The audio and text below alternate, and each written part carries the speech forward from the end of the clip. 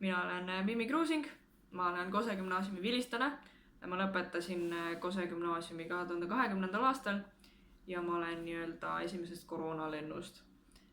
Hetkel ma õpin Tartu Ülikoolis arstiteaduskonnas esimesel kursusel.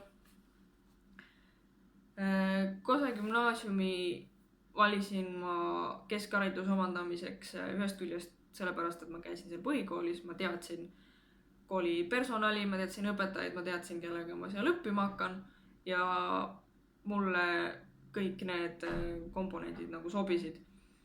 Aga teisest küljest sellepärast, et ma tahtsin iseendale tõestada, et ma ei pea õppima eliitkoolis või mingisuguses suures gümnaasiumis selle jaoks, et saada nüüd kohutavalt head haridust või selleks, et olla elus edukas.